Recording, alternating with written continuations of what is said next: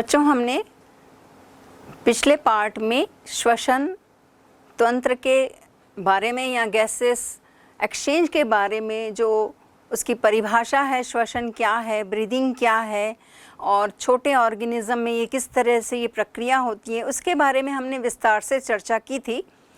और मुख्य बात, श्वसन और श्वासोच्छ्वास में क्या अंतर है ये भी हमने देख लिया था। अब हम मुख्य रूप से मनुष्य में श्वसन तंत्र किस तरह का होता है, कौन कौन से अंग इसमें शामिल होते हैं और ये काम कैसे करता है, यानी इसकी फिजियोलॉजी पर हम चर्चा करेंगे। तो सबसे पहले हम देखते हैं कि मनुष्य का श्वसन तंत्र जो है, जिसमें गैसीय आदान प्रदान के लिए एक सुविकसित तंत्र पाया जाता है जिसको श्वसन तंत्र कहते हैं। और ये श्वसन तंत्र कई अंगों का बना होता है, जिसमें संवाहक अंग भी होते हैं और प्रमुख अंग जो है वो फेफड़े होते हैं। अगर हम इसके पूरे अंगों की बात करते हैं तो हम इनको दो समूह में बांटते हैं। एक है संवाहक अंग, कंडक्टिंग ऑर्गन्स, और दूसरा है लंग्स, यानी लंग्स जो है वो मेन ऑर्गन है। अब कंडक्टिंग ऑर्गन्स जो है वो हम कह सकते हैं कि ये ब्रीदिंग की जो प्रोसेस है, यानी कि बाहरी जो हवा है उसको मुख्य अंग यानी फेफड़े तक पहुंचाने में ये मदद करते हैं। तो इसमें कौन कौन से अंग शामिल हैं संवाहक अंग में, इसको देख लेते हैं। सबसे पहले इसमें आता है नॉस्ट्रिल यानी नासिका छिद्र, फिर है नेज़ल कैविटी या नेज़ल चैम्बर जिसको बोलते हैं, फिर है फेरिंग्स, फिर है लैरिंग्स, ट्रैकिया, ब्रोंकी एंड ब्रोंक्यूल्स। ये सारे अंग जो हैं वो कंडक्टिंग ऑर्गन्स कहलाते हैं, संवाहक अंग कहलाते हैं, जो ये मदद करते हैं हवा को फेफड़ों तक पहुंचाने में। अब दूसरा जो मुख्य है वो है फेफड़े, यानी कि ये प्रमुख अंग है हमारे श्वसन तंत्र का, जहाँ पर गैसीय आदान प्रदान होता है और कैसे हवा अंदर आकर ऑक्सीजन का कैसे आदान प्रदान होता है और कैसे वो अंगों या ऊतकों या कोशिकाओं तक पहुंचती है, इसको हम समझेंगे। तो चलिए हम सबसे पहले कंडक्टिंग ऑर्गन्स की बात करते हैं। यानी ये श्वसन तंत्र में सबसे पहले जो कंडक्टिंग ऑर्गन्स आ रहे हैं, और ये शुरुआत कहाँ से हो रही है, नॉस्ट्रल से हो रही है, यानी नासा छिद्र से हो रही है। तो हम सिलसिलेवार ये सारे अंगों को, इनका काम क्या है और इनकी एनाटॉमी क्या है, उस पर चर्चा करते हैं। तो पहले हम देखते हैं, आपने जैसी पिक्चर में भी देख रहे हो, नॉस्ट्रल सबसे पहला भाग है, नासा छिद्र है ये बाहरी छिद्र जो मुंह के ठीक ऊपर स्थित होता है। आप ये जानते हैं ये दो जो है हमारे नासा छिद्र हैं। और ये भी आप, क्योंकि बाहरी अंग है तो आप इसको महसूस करके पता भी कर सकते हैं कि ये जो आप देखते हो यहाँ पर, ये सेप्टम है, जिस सेप्टम के द्वारा दो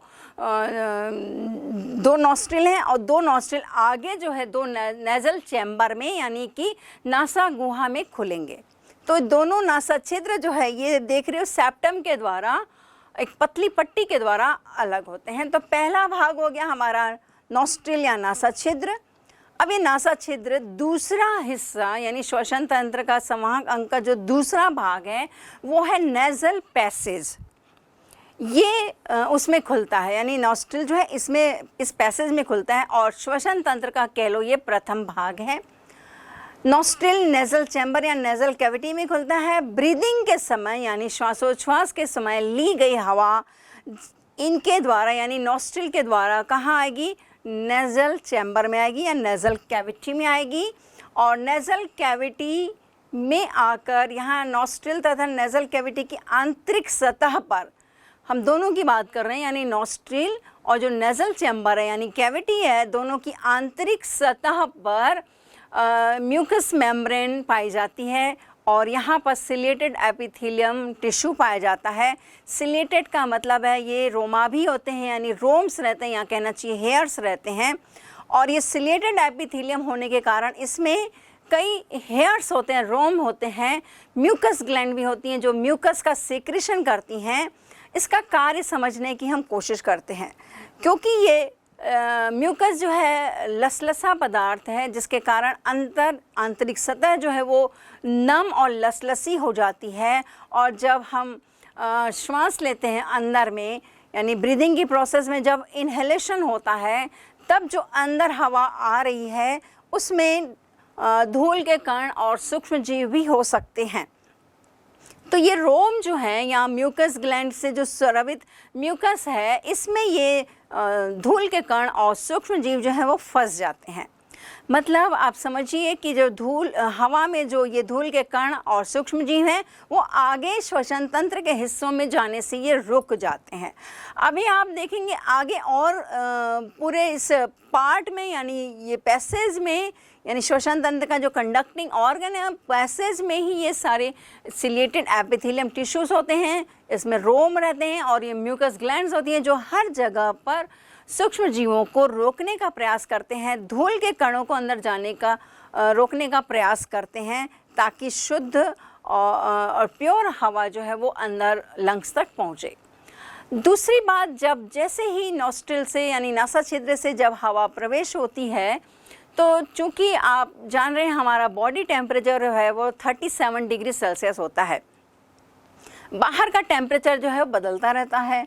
ठंड में ये 2-3 डिग्री में हो सकता है। आप जानते हैं कि कई ऐसे जगह भी हैं जहाँ पर वो माइनस में भी चला जाता है, कहीं 0 भी होता है। और गर्मी के दिनों की बात करें तो ये करीबन कभी 45, 46, 48 डिग्री भी पहुँच जाता है। अब हमारा बॉडी टेम्परेचर 37 डिग्री सेल्सियस है और बाहर का टेम्परेचर में इतना वेरिएशन है यानी विविधता है।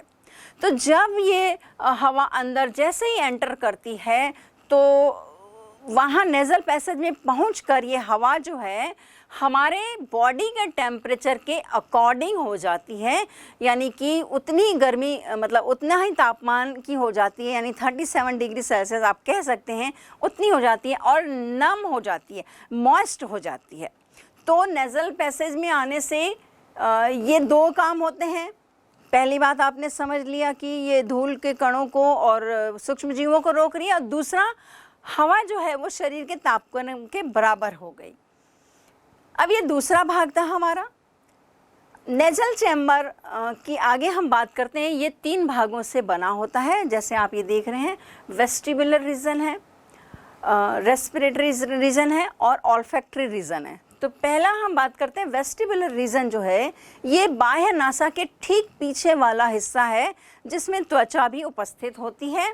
अब इसमें भी जो है रोम होते हैं और तेल ग्रंथियां होती हैं जो कि मुख्य काम इनका भी वही है कि ये सूक्ष्म जीवों को और धूल के कणों को पास होने से रोकते हैं।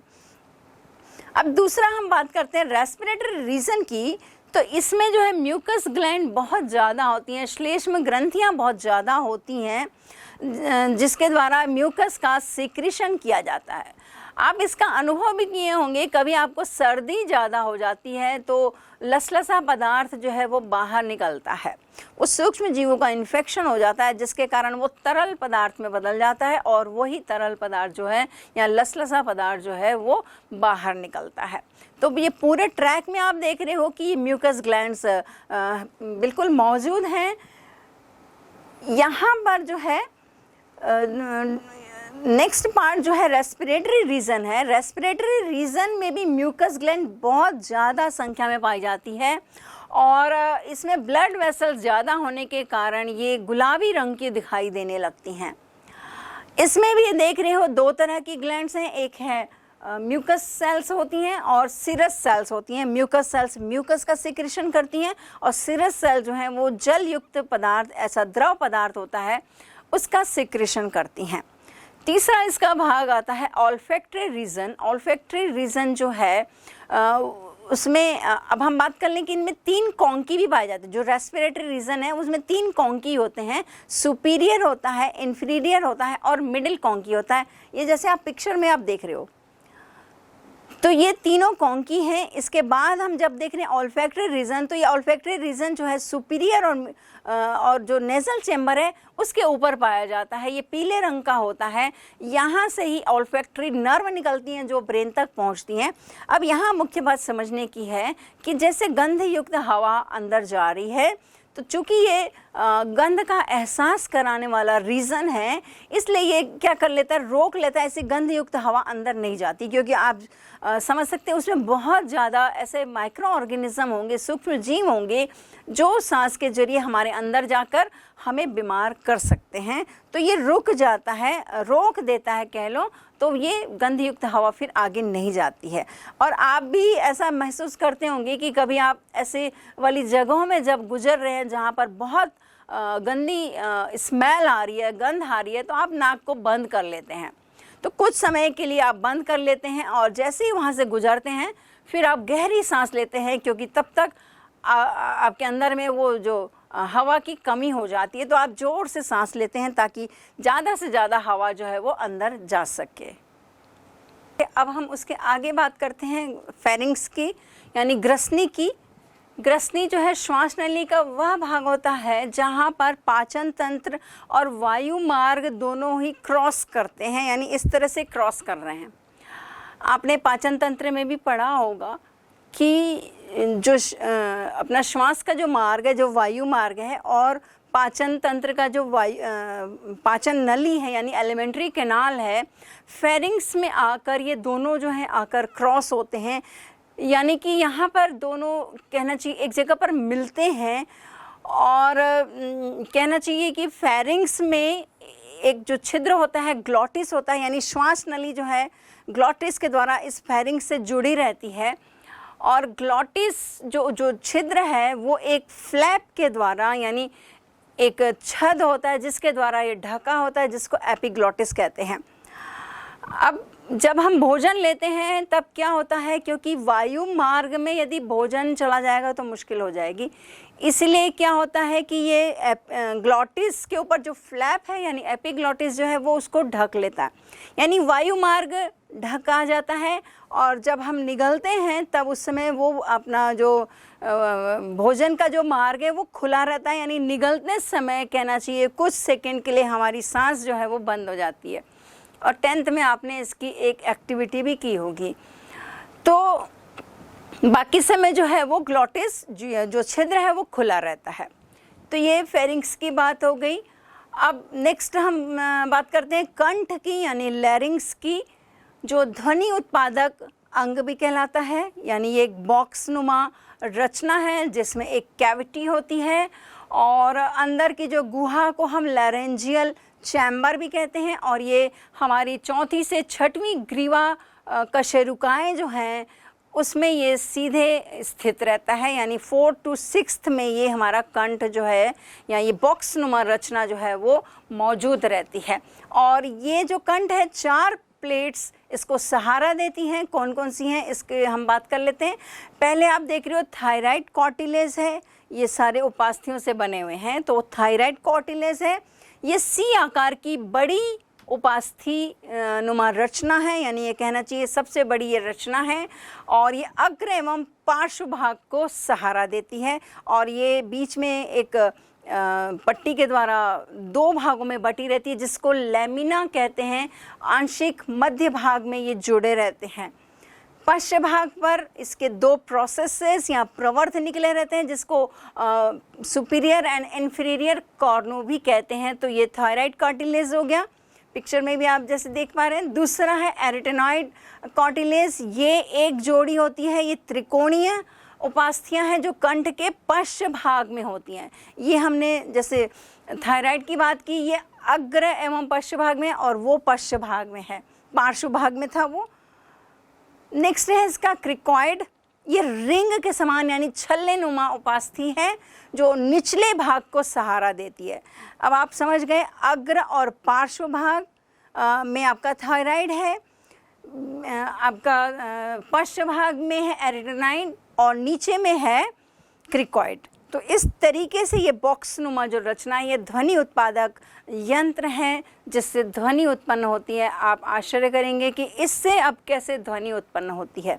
तो इसमें हम देखते हैं कि इसकी गुहा में यानी इसकी कैविटी में यानी लैरेंजियल चैम्बर में 2 जोड़ी वोकल कॉर्ड्स होते हैं, वाक रज्जु होते हैं जो एरिटेनॉइड के द्वारा और थायराइड कार्टिलेज के द्वारा सीधे तने रहते हैं, जैसे आप यहाँ ऐसे देख भी रहे हैं, सीधे तने रहते हैं। ये वोकल कॉर्ड्स जो है स्क्वेमस एपिथेलियम द्वारा आवृत रहते हैं और इनके नीचे पीले तंतु होते हैं और यही पीले तंतु जो है जब हवा आती है तब ये कंपन करते हैं। ये वोकल कॉर्ड्स जो है ग्लॉटिस को अपने स्वतंत्र सिरों पर ये मध्य में इसको बंद कर देते हैं। अब वयस्क होने पर ये हम यदि यंत्र की बात करें, वयस्क होने से पहले लड़के और लड़कियों में जैसे आवाज़ आप जान रहे होंगे कि कोई ज़्यादा अंतर नहीं होता है लड़के और लड़कियों की आवाज़ में, लेकिन जैसे ही प्यूबर्टी एज स्टार्ट होती है लड़कों की आवाज़ भारी होना चालू हो जाती है। यानी ये जो है बॉक्स जो है थोड़ा बड़ा आकार का होने लगता है और यहाँ आप देखते हैं लड़कों का यहाँ निकला रहता है जिसको एडम्स एप्पल भी कहते हैं। अब इससे ध्वनि कैसे उत्पन्न होती है, तो जैसे लंग्स से जो सांस ली गई थी, जो हवा बाहर निकल रही थी, तो ये जो तंतु हैं उनमें कंपन होने लगता है और ध्वनि उत्पन्न होती है। ध्वनि उत्पादक में और भी हमारे जैसे मुख गुहा है, होंठ हैं, नाक है और जीभ भी जो है वो मदद करते हैं। यानी कि उनके सहारे भी हम कई सारे आप शब्दों को जान रहे होंगे कि हम होंठों के सहारे बोलते हैं, कई चीज़ को समझ रहे होंगे कि हम मुख गुहा से बोलते हैं, या किसी चीज़ को आप समझ रहे होंगे नाक की सहायता से बोलते हैं। तो ये इस तरीके से हमने ये इसका जो श्वसन तंत्र का एक मुख्य भाग कंठ जो है, ये भी कभी कभी आपको प्रश्न आता है, उसके बारे में बात की कि इसकी संरचना किस तरीके से है और ये किस तरीके से ध्वनि का उत्पादन करता है। और ये जो हमने जैसे वोकल कॉर्ड्स की बात की, ये तने हुए रहते हैं। आप कभी गिटार या कोई भी वाद्य यंत्र देखे होंगे, उनकी तारें जो है वो वीणा वगैरह देखा होगा तनी रहती हैं, तो उसको उन लोग क्या करते हैं ऐसे मतलब उंगली से करते हैं या और भी कोई स्ट्रिप रहती है जिससे उसको ऐसा दबाते हैं या उसको हिलाते हैं, जिसके कारण जो है वो कंपन होता है, आवाज़ उत्पन्न होती है। तो यहाँ भी वही है कि दो वोकल कॉर्ड्स तने हुए रहते हैं। हवा जब लंग से बाहर आती है तो इनमें कंपन होता है और आवाज़ उत्पन्न होती है। कंठ के बाद श्वास नली की बात करते हैं। श्वास नली जिसे वायु नली भी कहते हैं, श्वासनाल भी कहते हैं और ट्रैकिया भी कहते हैं। ये ट्रैकिया जो है वो पूरे गर्दन की लंबाई में स्थित होता है और लगभग ये 12 सेंटीमीटर लंबी होती है। ये सी के आकार के छल्लों की बनी होती है। ये छल्ले अधूरे होते हैं और पृष्ठ तल पर ये छल्ले जो हैं वो अधूरे होते हैं। वेंट्रल तल पर यानी वेंट्रल सरफेस पर ये कंप्लीट होते हैं। ये चूँकि उपास्थि के बने होते हैं छल्ले, तो जब हवा नहीं भी रहती है तब भी ये श्वास नाल को पिचकने नहीं देते हैं, यानी उसका क्योंकि उसको साधे रखते हैं। और उपास्थि के ही बने रहते हैं तो नरम होते हैं, जब हवा अंदर प्रवेश करती है तो थोड़ा सा ये फूल भी जाते हैं। अब इसके पूरी संरचना में यदि हम देखें तो इसमें भी सिलिएटेड ग्लैंडुलर सेल्स के बने हुए टिश्यूज़ होते हैं, जहाँ पर म्यूकस का सिक्रीशन होता है, श्लेष्मा का सिक्रीशन होता है और यही सिक्रीशन जो है इस पूरे हिस्से को नम और लसदार बनाए रखता है। जैसे हमने शुरुआत से ही बात की कि नॉस्ट्रल से स्टार्ट किया था, तब से भी हमने बोला कि यहाँ पर म्यूकस ग्लैंड्स होती हैं जो म्यूकस का सिक्रीशन करती हैं और उसका मुख्य काम हमने समझ लिया था कि ये डस्ट पार्टिकल्स को रोकने में मदद करती है और साथ में सूक्ष्म जीव जो एंटर कर रहे हैं हवा के साथ उसको भी रोकने में मदद करती है। तो बाई चांस कुछ और माइक्रो ऑर्गेनिज्म अंदर तक आ जाते हैं, ट्रैकिया तक आ जाते हैं, तो वहाँ भी आप देख रहे हैं यहाँ पर भी उनको रोकने का प्रबंध है। यानी श्वास नाल में भी म्यूकस ग्लैंड है जो म्यूकस सिक्रेट करके इनको रोकने का प्रयास करते हैं। अब इनकी बाहरी सतह पर संयोजी ऊतक की एक पतली परत भी होती है। तो ये है श्वासनाल यानी ट्रैकिया, जो कि लंग्स को कंठ से जोड़ता है या फेरिंग्स कह लो, नेज़ल फेरिंग्स से जोड़ता है। अब हम अगले और हिस्से की बात करते हैं, ब्रोंकी एंड ब्रोंकियल्स की बात करते हैं। अब ये श्वासनाल जो है, ट्रैकिया जो है, आगे जाके श्वासनाल का कुछ हिस्सा वक्ष गुहा में भी आ जाता है। अब ये जैसे और आगे बढ़ रहा है तो ये 2 भागों में बढ़ जाता है और अपने अपने फेफड़ों में ये एंटर करता है, जिसको बोलते हैं ब्रोंकस। अगर हम प्लूरल की बात करते हैं तो इनको ब्रोंकी बोलते हैं, और यदि अब सेपरेटली जब ये लंग्स में जा रहे हैं तो इनको हम कहते हैं ब्रोंकस। तो ये ब्रोंकस जो है वक्षी ट्रैकिया यानी वक्षी गुहा में जाकर 2 शाखाओं में बढ़ गई, जिसको हम ब्रोंकस कह रहे हैं। अब लंग्स में जाकर जैसे ही ये एंटर करती है लंग्स में, ये कई शाखाओं में बढ़ जाती है, पतली पतली शाखाओं में बढ़ जाती है।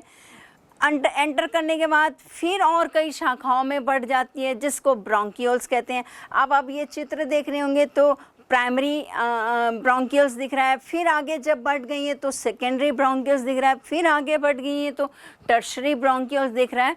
तो अब यदि लंग्स की हम संरचना की बात करें तो ये कई सारी ऐसी नलियां में शाखाओं में विभाजित हो जाती हैं, और आगे चल के हम देख रहे हैं कि ये ब्रोंकियोल्स आगे 2 से 11 शाखाओं में बंट जाती है, जिसको एल्वियोलर डक्ट्स कहते हैं।